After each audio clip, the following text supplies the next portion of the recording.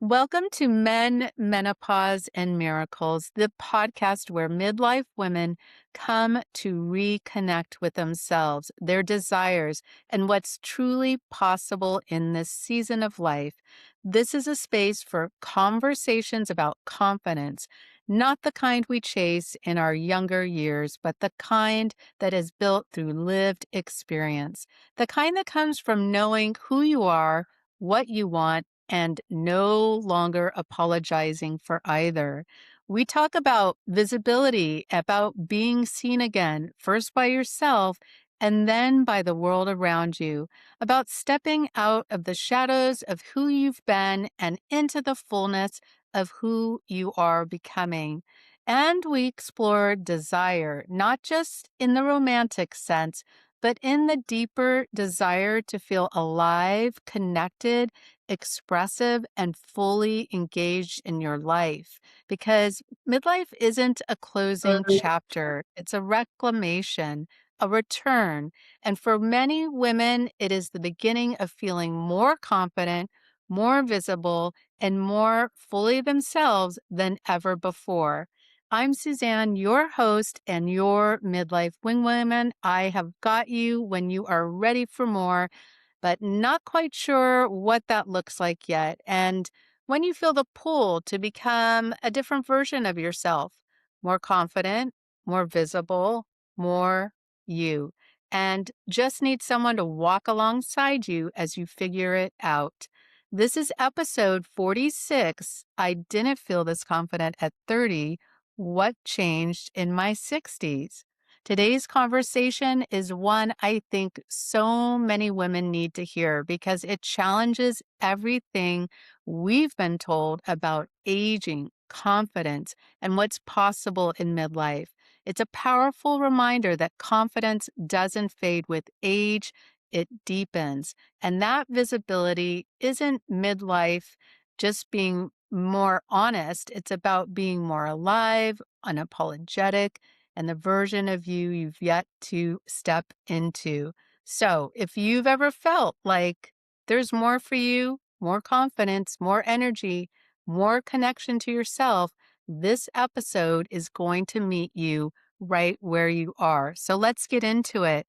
My guest today is Kathryn Morea, transformation coach, speaker, midlife visibility expert. She helps women go from feeling invisible to fully alive in their second act. And what I love most about Kathryn is this: she's not just teaching it, she's living it.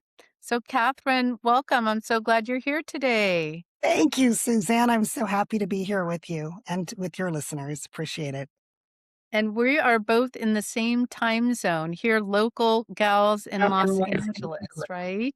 Yes, back in California after a 5-year hiatus from Cali. Yeah, and we'll dig a little bit more into that. So our listeners can get to know you better. Tell us a little bit about you personally and where you are on the midlife meter currently. I think I am in the middle of midlife. I'll be 62 this month, and so I can't really say that I'm just starting out in midlife, but I think I'm in the funnest part right now. The last year or 2 have been really fun, and I'm really enjoying where I am in my life.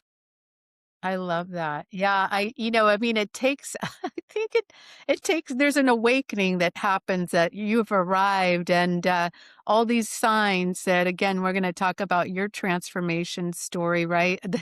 And then you're finally like, oh, okay, I'm into this now. And like you said, I love that you're going to share today about the fun part. So, Yes. um, yeah, let's go back a few years. When did things begin to shift for you personally? What was the moment or season where you knew like something had to change?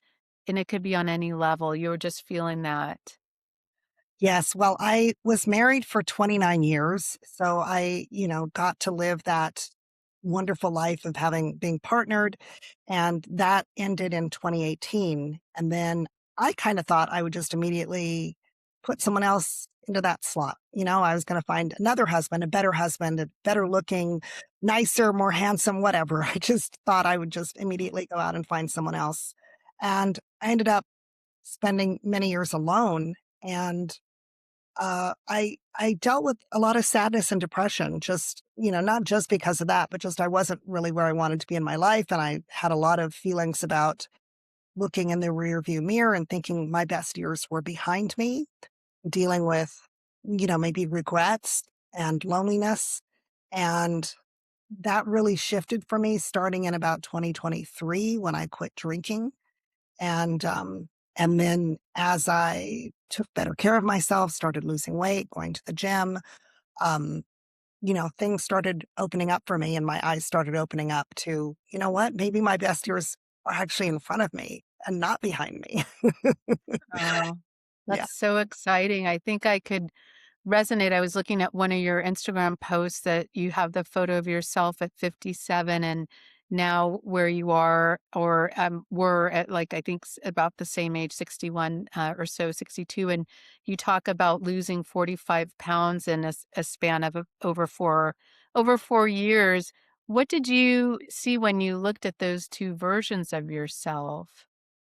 When I look back at the way I was in most of my 50s, um, I just remember so much the discomfort I felt in my own skin. And that, God, disgust is such a strong word, but a lot of us have look at ourselves in the mirror from where we were at some point and then just feel disgusted with ourselves. And unfortunately, that's really the way when I look at those pictures, I remember the feelings I carried and the emotions I had looking at my body and being in that body and the way I felt getting dressed and the way I felt getting into my car and the way I felt walking into a room. And I didn't have the confidence that I have right now or that I had at previous times in my life. It was a really low time for me. Yeah. Yeah. And I mean, 45 pounds, I can imagine it was just more than the weight. What started for you in changing how you were living? Maybe what was your first small step that you started doing for yourself? Exactly. And it was small steps. The first thing I really did was I just spent some time alone and not trying to date and fill the gap with another human, let's just get comfortable with who I am on my own. And then I quit drinking. And I'm not entirely sure why there wasn't like one big defining moment. It was sort of like, I'm drinking too much. Let's do an experiment and see what it's like just not to do this. There was one weekend I got really drunk on champagne and I just kind of lost the whole weekend. And I'm like, what am I doing with my life? Mhm. Um, and I was sad. I just noticed that I was sad so much and I would drink to kind of numb the sadness. And then I would wake up in the middle of the night and so I wasn't sleeping that well. And I thought, not getting enough sleep is not real healthy. So I just decided to quit drinking as an experiment. And when I quit drinking, I decided I would give myself permission to do everything else. So if I'm going to go to a restaurant, I'm going to order a mocktail and I don't care how many calories it has. And I I, love that. yeah, like, I've never thought about it like that, but you're, like, taking away something. It is, some have drinking as a reward or as a relief and, replacing that, you saw that, you're the type of person, you want something fun, and that's yes. great. Yeah, so rather than try to diet and cut out drinking and cut out all the fun stuff that many people do with drinking, I decided I would still go on my wine tasting trips with my friend. I would just, replace it with cranberry juice or non-alcoholic wine or ginger beer. I got really into ginger beer. Um, so I would still do the things. I even went rum tasting. I just didn't partake in the rum portion of it, but I could still enjoy the experience without the alcohol. So I didn't cut out the social aspect. I just cut out the alcohol itself. And I found that Right. bartenders can make great mocktails. I just give them free reign. Just go make something fun for me.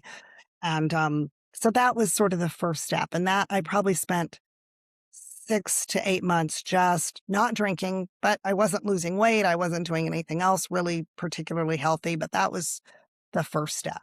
The first step.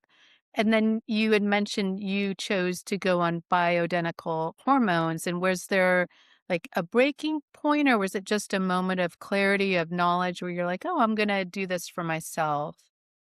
Yes, well, I'd heard of bioidentical hormones. In fact, I'd been on bioidenticals in my 40s a bit, with no great dramatic results, but I knew about the concept behind them and I believed in it. I just wasn't doing them because it just wasn't a priority. And what happened was I started going to the gym. So I had a friend who sent me an email like, "You're wallowing in your self pity, honey."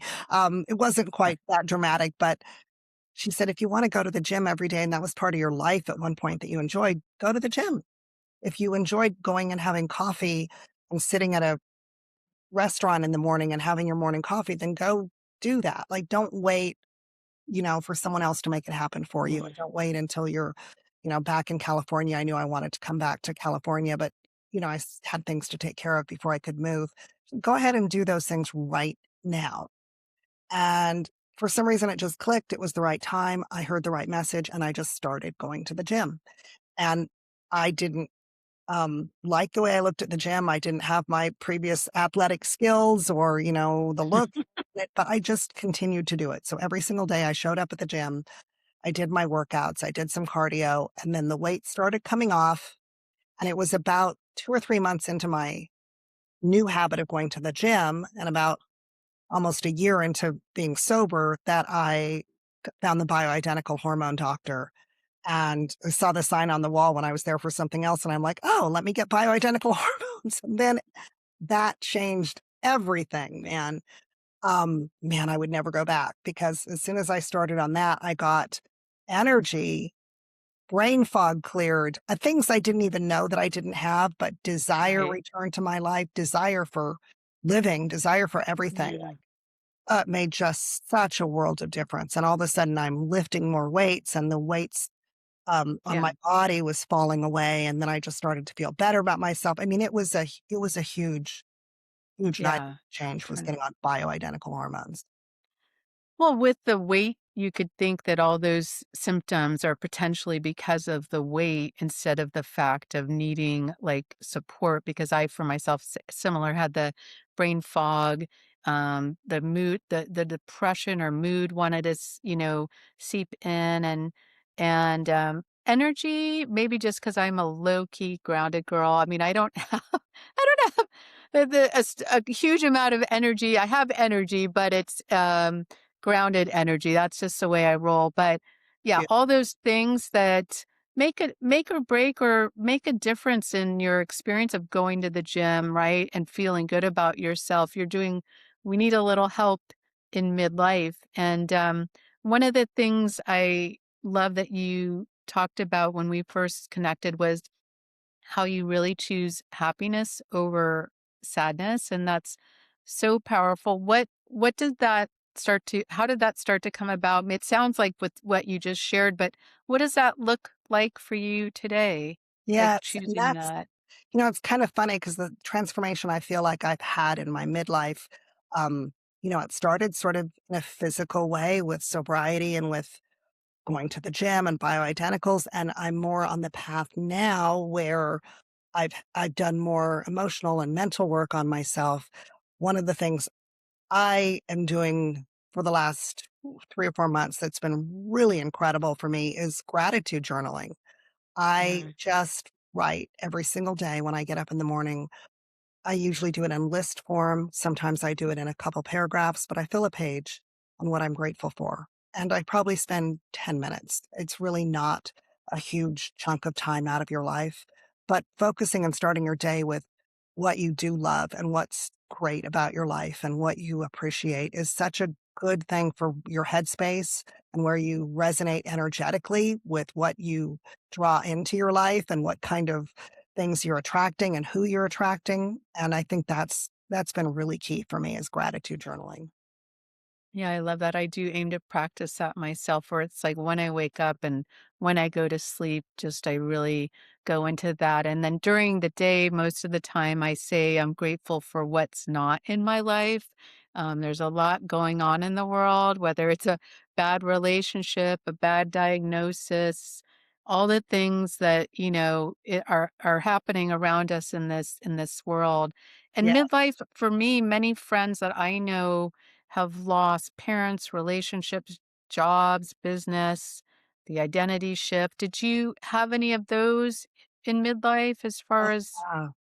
Yeah, for sure. I got uh, divorced and went through a very litigious, very difficult separation where there were, lawyers involved and lots of legal fees and lots of accusations and things that were really hurtful and difficult to go through. So then you get to the other side of that and like, who are you without this marriage, without this other person that you built your life with and around? So I was always very independent and I knew that I could make money. It wasn't a financial thing, but it was, you know, who am I as an individual person that isn't part of a partnership anymore? And I'm sure a lot of women go through that, with yeah. divorce and widowhood and empty nesting, when you're someone's mother, and, my son Mhm. has grown now for many years, but, that becomes part of your identity. And so then who are you when you're not connected in that way? So, Right. yeah. Yeah, midlife is a lot of things are kind of r removed or stripped away, and yeah, you have a lot more time and space with yourself. And Yeah. so And if it's a beautiful thing, right? Because we have the advantage of not worrying about getting pregnant anymore. We have the advantage of the time that we can reclaim in our life because we're not, cooking and cleaning for small children, probably. And so yeah, there's freedoms. And then what we choose to do and how we focus on those freedoms, whether we identify those as being good, positive, wonderful things in our life, or whether we're looking backwards and going, wow, I really miss, when the kids were little and they would come home and hug me when they got home from school and finding other ways to validate yourself and to get love, through your friends and through your network, and through the contributions that you can make, not looking backwards, but looking forwards. yeah, because everything has its season, right? I mean, nothing everything has a beginning and end to it, whether whether we like to, some are longer than others, and, so yeah, so you've definitely many women can relate to those things, and to Yeah. go back to kind of the strength body and that confidence there, you incorporating weightlifting and cardio, and was movement, I think you mentioned a little, always part of your life and you just came back to it again? There were times when I was in really great shape. Um, Through my late 40s and early 50s, my ex-husband and I actually did bodybuilding competitions together, Oh, so I got in wow. elite shape for Wow. that, which was great and also really taxing on your body, like, really, you push it to certain levels just to show up on stage. So I had a certain standard for myself, and when we split and I'd always been a drinker, I'd always drank my wine and whatever, but when I really, like, leaned into drinking as a crutch for being lonely and it was what I did to survive, these hardships, and then it just became a way of life, and getting back to the gym just seemed further and further away, and then you get in more pain, I have rheumatoid arthritis, and so your body's in a certain amount of pain, and then it becomes harder and harder to move. So, those are real things and real obstacles. So, maybe for someone, it might just be walking or it might just be swimming or something else that you can do.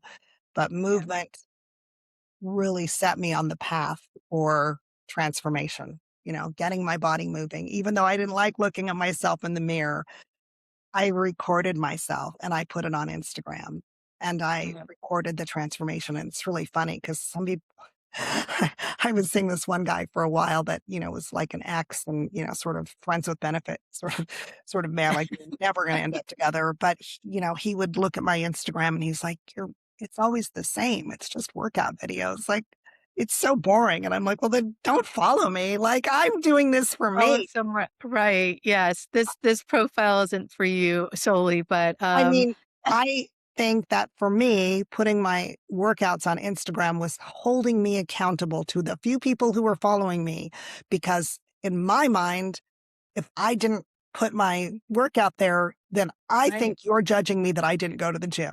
And that worked for me. That was my Yeah. motivation, was believing Y that someone out there was watching that I had a workout video. And if I wasn't posting it, then they're like, hey, Where's her workout video? Is she Huh. skipping out on the gym? And because I didn't have a personal trainer, that was my cheap cheat Yeah. to get I mean, myself that's your accountability partner was was. Instagram and your followers, and I love that you made a decision. It's like a decision to do something. I don't think the beginning part, there's so much doubt, so much unbelief, so much, "Can I do this? Will I meet my goal?" Whether you met these amazing goals prior, it's a different person, different time, different body, Right. and now you're in a different space, and so I talk a lot about that on here with sometimes guests too. It's just, making that decision instead of staying in limbo, which is I think where the pain and the other, depressive feelings can live and hang out for a little bit.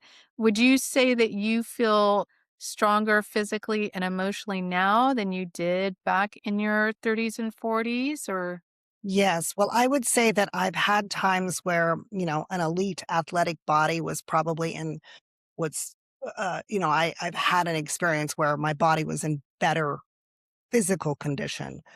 However, I will say that I've never been more comfortable in my own skin. I've never had the lack of shame and confidence around what my body looks like I do right now. Like I'm living in my own skin and owning it in such a way that I didn't in my 30s and 40s. And even when I was bodybuilding, I didn't have the confidence. Confidence is such a weird word, but I wasn't loving my own body the way I love it right now. Yeah. I mean, I thought I was very confident in my 30s and 40s, but I think there's just that wisdom of each 20s, 30s and 40s. There's the wisdom of some decades you've been through that just adds a richness to it that is hard to explain for each person until you get Yeah. here.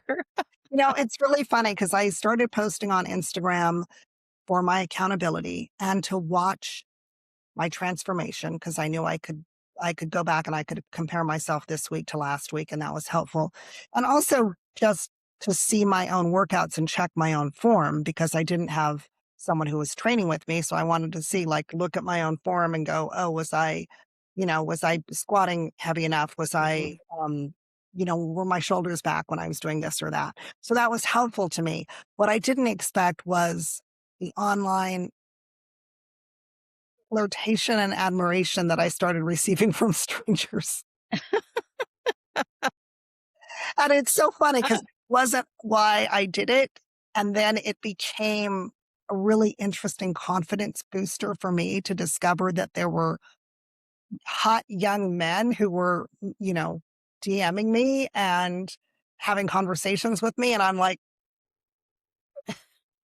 "Who knew? What? Me?"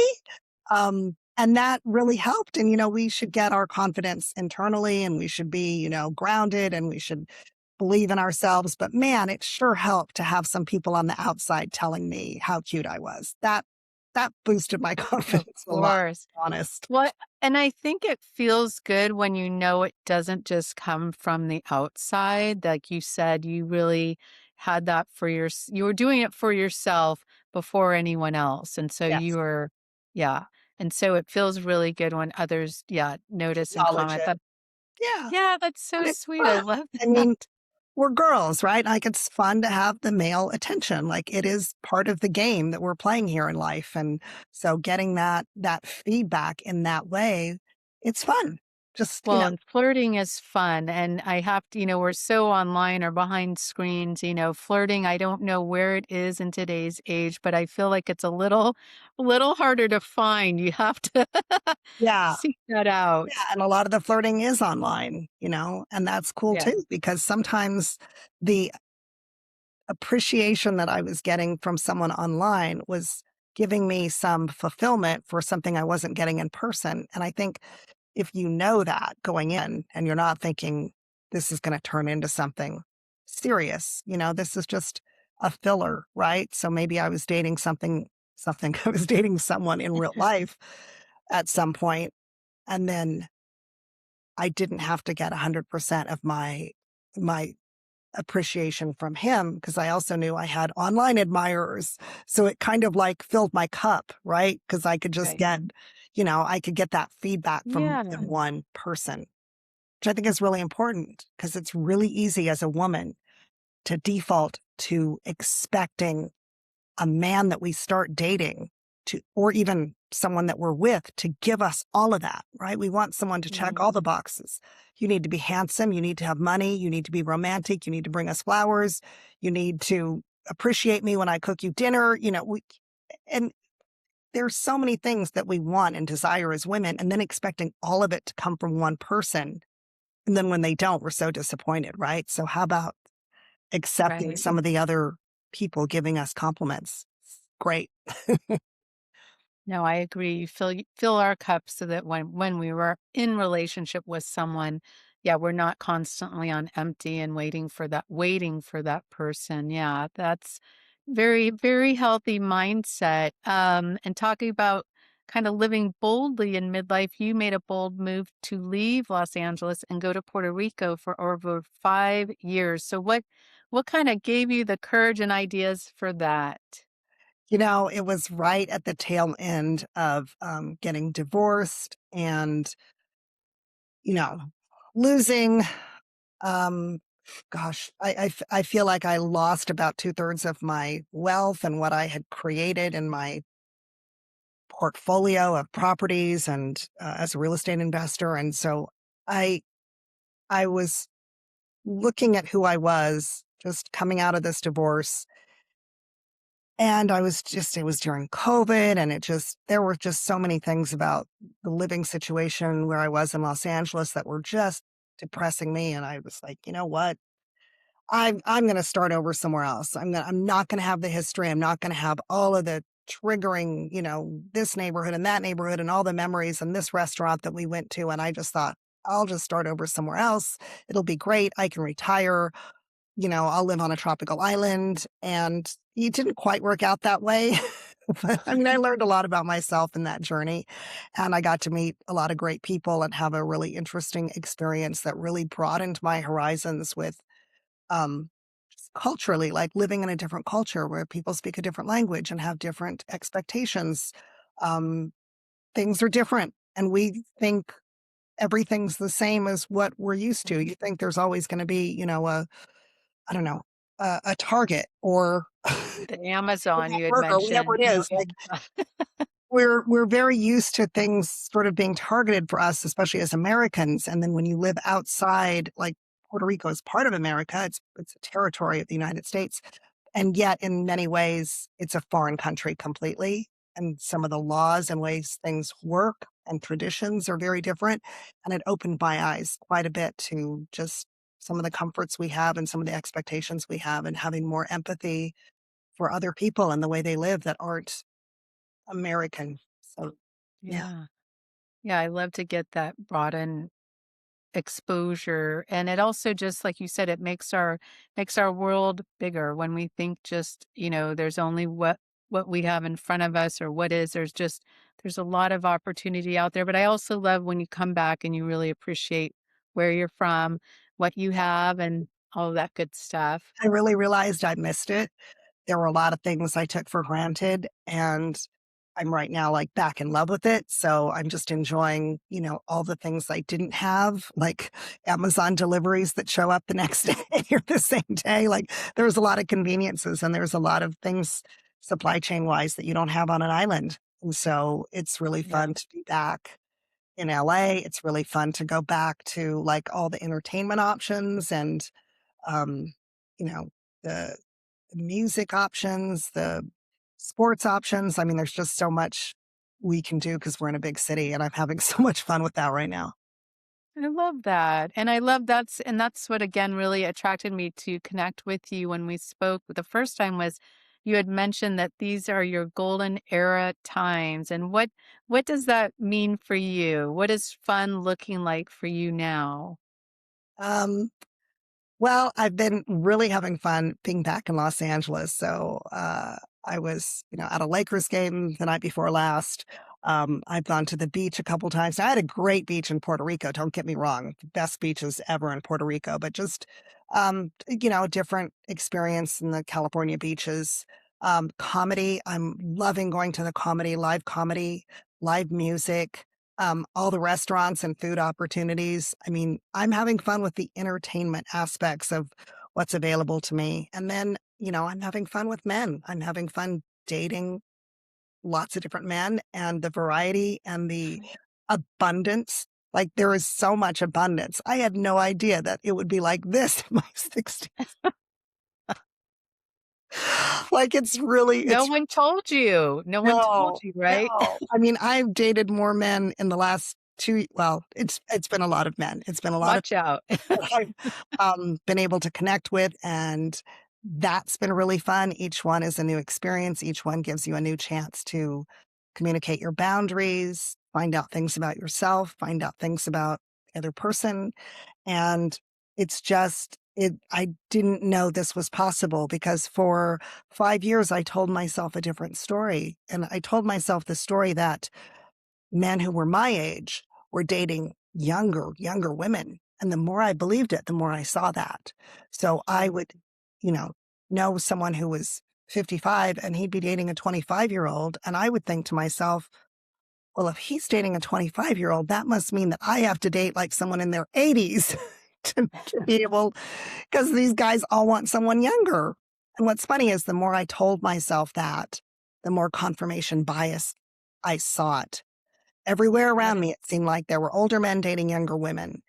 And what was funny is when I sort of got back into the dating world and lost a little weight and men started coming to me, I discovered there were a lot of younger men who really like, the MILF, the cougar, the older woman. And then I started You finding tell. confirmation bias for that, right? I started finding all these movies, and television shows about older women with younger men, and I'm like, why couldn't I see this 5 years ago, 6 years ago, 7 years ago? I don't know, but for some reason, my eyes got open to a different way, and now I just see everything is possible. Like, for a long time, I looked at a man who was, say, 40, and I would think, "Well, too bad. I didn't get divorced years ago because 'cause I'll never have a chance at a guy like that. My time has gone by. I wasted it. I made some mistakes. Now it's too late." And I wanna tell you, if you've ever thought that, you're wrong. You're wrong. So not true. So Yes, not not true. true. And I think a key thing I really love that you mentioned is just where our thoughts are and how powerful. I know we hear that, well, I do. I mean, it depends on what spaces and what people you're listening to and social and other, but your thoughts, do skew your view and how you're feeling and kind of give you, you start to look for that proof, as I call it. If you have a certain thought of, oh, no one's going to date me except an 80-year-old man, and you kind of start to look for that. So it's yes, just, I you'll love find it just to in, happen. And it's the words you use too. I mean, if you yeah, caught yourself saying there's no good ones out there, all the good ones are taken, well, guilty. your mind is going to prove that to be true. It's very dangerous, the words you use. Um, Yeah, and good reminder. yeah, I practice that more and more with my gratitude journaling and other things. But yeah, I would like to remind women that when you're saying those things, you're putting that into the universe. Your brain is a very powerful thing and it's going to make that come true. So if you truly believe that there are no good ones out there, you're right. You'll never get a good one. If that's what you believe, Yeah, you'll be proven right. So be careful what you I'm say. gonna say preach, preach, Catherine, preach. Well, for you, where I know you are, I love it's just such a good example, any age. Actually, my mom right now, I mean, she's in her 70s, and I'm just watching her, I feel for really the first time put herself out there. And there's such a difference. And I remind her, Mom, you sound so happy. You Oh, sound, look at you go. And she's like, I know. And I'm like, because, she's stepping out into the world and getting social and not feeling alone and getting different opportunities. And at any age, that's so, so important. So, right. There's so many ways to connect with other people, whether it's through volunteering, whether it's you join a hiking club, go on Meetup. I come from a real estate background, so going to real estate association meetings, business meetings of some sort, like get yourself into some groups with some other humans and um, don't wallow in thinking like it has to be a man, it has to be a date, it has to be your next Or husband, yeah, or it's going to the bar or something. I mean, there's so many things, and like you said, when you live in a city, I don't know about anybody living in the rural parts, but, hiking, I'm sure yeah, there's music, always something. I mean, who knows? there's always something. Maybe you like hunting. Maybe you don't know that you like hunting and you'll get into hunting. Like, I love take that, up hobbies, yeah. take up sports, get out of your house. Get out of your house. Yeah, Amazon hasn't yet, what I like to say, come up with delivering your person to your door, so You know what though? The first young man that I dated showed up in my living room. Like I was holding a real estate meetings in my living room every Saturday morning and he showed up in my living room and, okay. and ended up pursuing me. So you know what? You could Put even it out there. you could even end up having a man show up in your living room. Hey, I love it. I love it. Well, what would you say? Is there any areas that are newer for you that you're stretching yourself to say yes to? Because it sounds like you say yes to a lot of things, but I don't know if there's like a work in progress area where it's a bit of uncomfortability and you're trying to stretch yourself a little bit. Yeah, I mean, even these podcasts are, saying yes to the podcasts and the YouTubes and putting myself out there, putting my story out there. There are certain things I'm like, "Oh God, do I really want people to know this about me? Do I really want to share this?" So that, like, on a very personal and emotional level. And then on a very physical level, I'd say,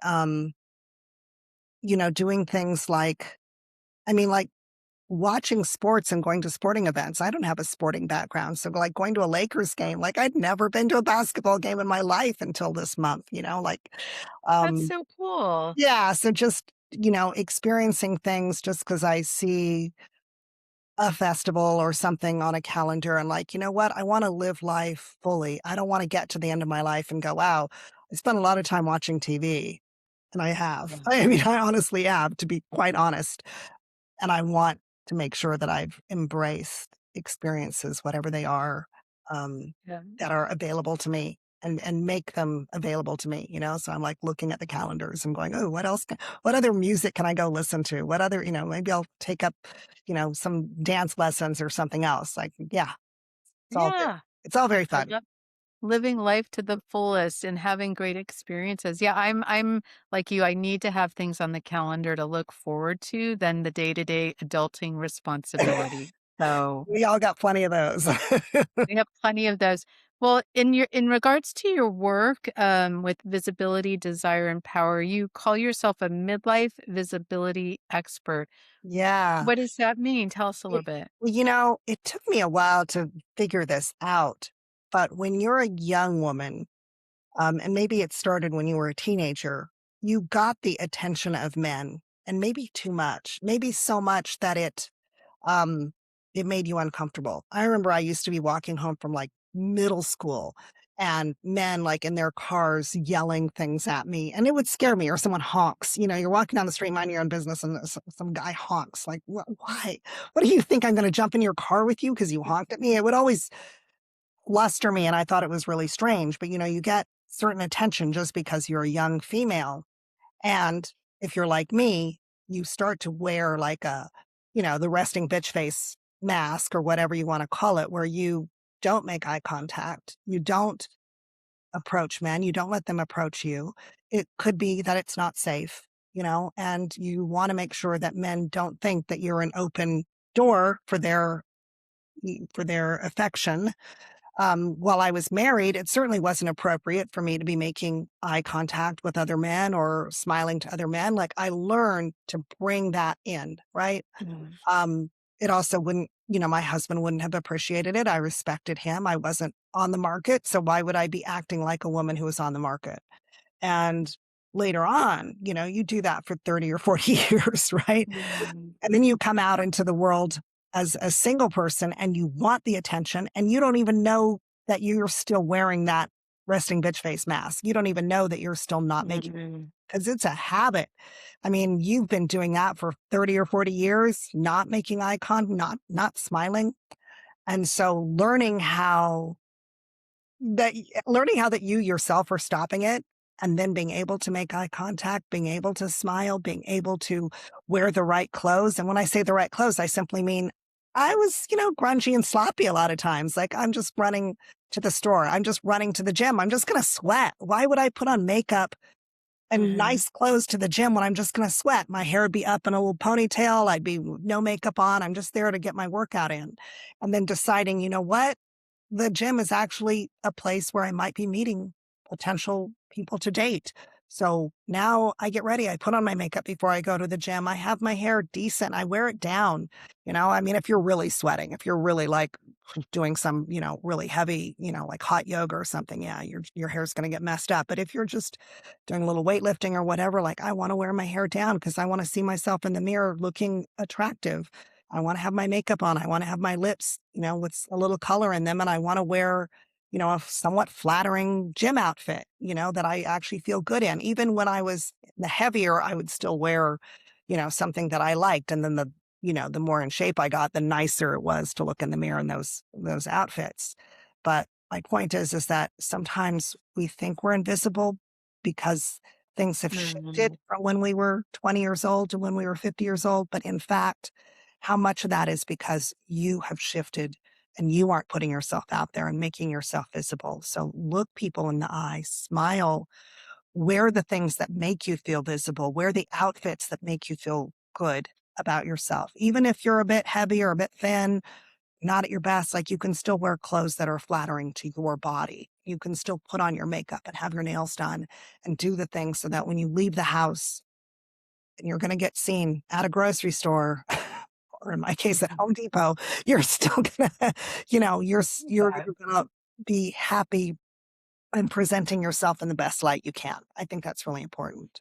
Yeah, and open to just like you said, engaging with people. Because if you were shutting down, it's just open to engaging and feeling again when you're good about yourself and the inside and outside, as you've given so many examples, it just shines a different light than if you're, not feeling good about yourself and in a grungy, there's a different energy that's definitely going out. Yes. I I love the idea that you share that life gets more intimate with age, and, what does that mean for you and your experience or the women you work with? I think that as we get older, we get more comfortable in our bodies.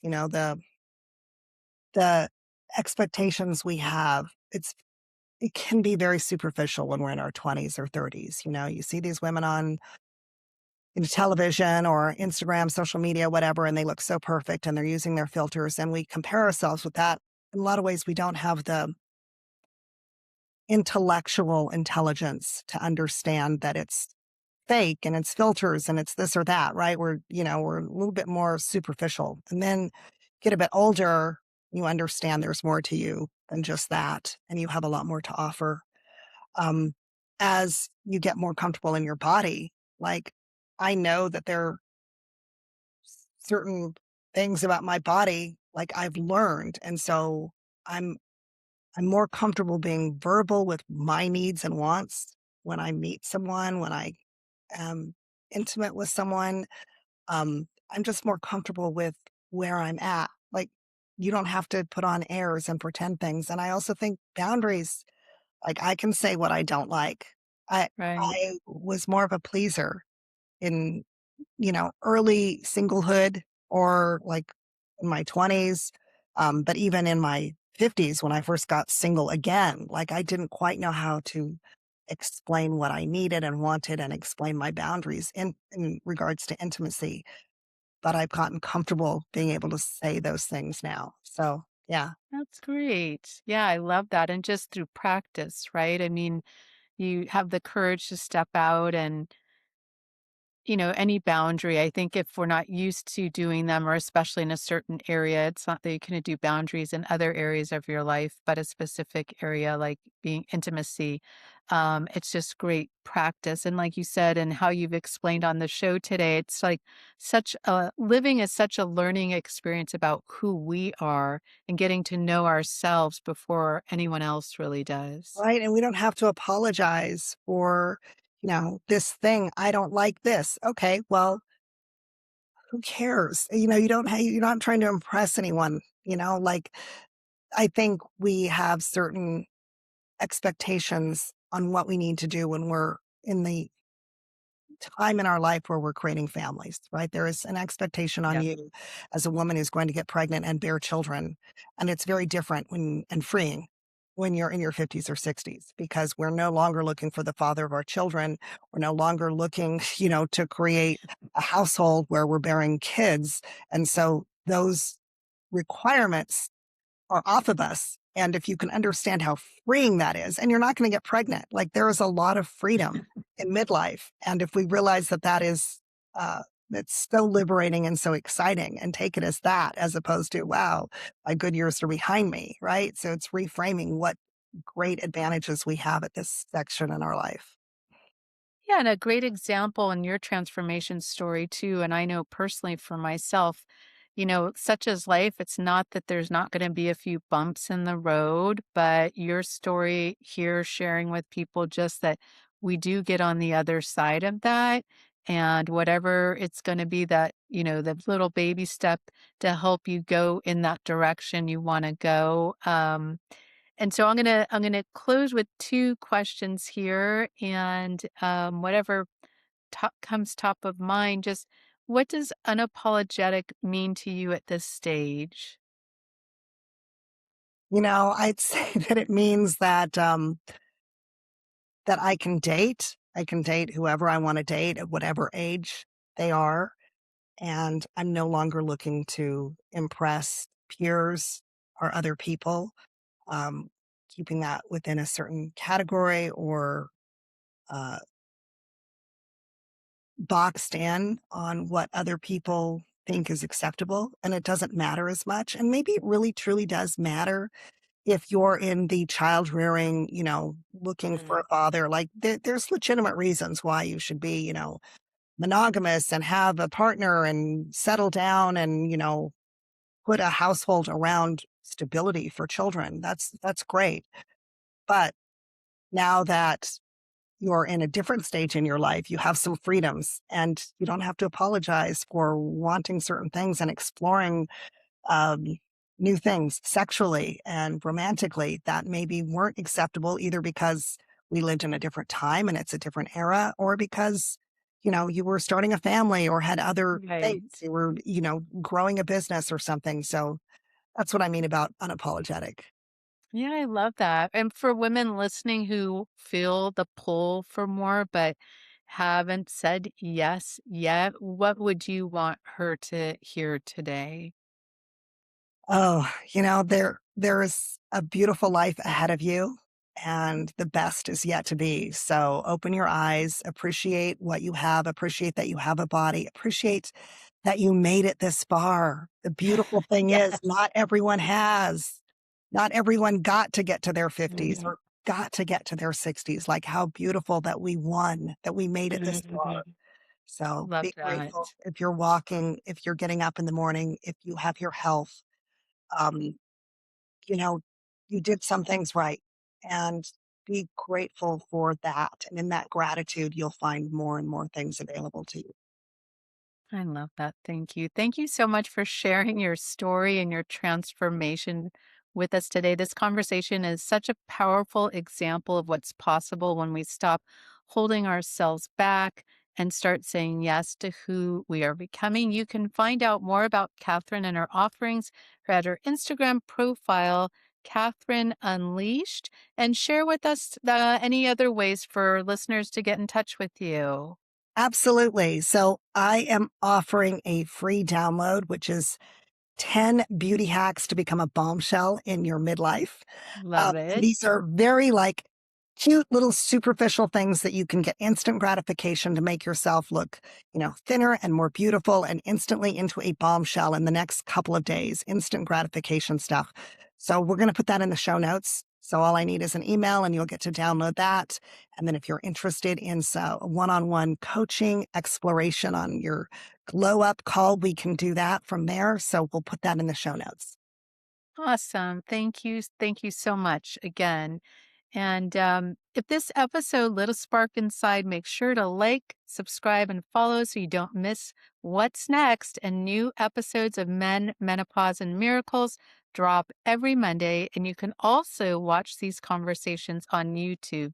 And if there's a woman in your life who's been feeling the pull for more confidence, maybe more energy, more of herself, share this episode with her. Sometimes it's not about changing overnight. It's about seeing what's possible or hearing what's possible here and realizing it's not too late. And sometimes the right conversation arrives at exactly the moment that someone is ready to hear it. I'm Suzanne, your host and your midlife wing woman. This is Men, Menopause, and Miracles.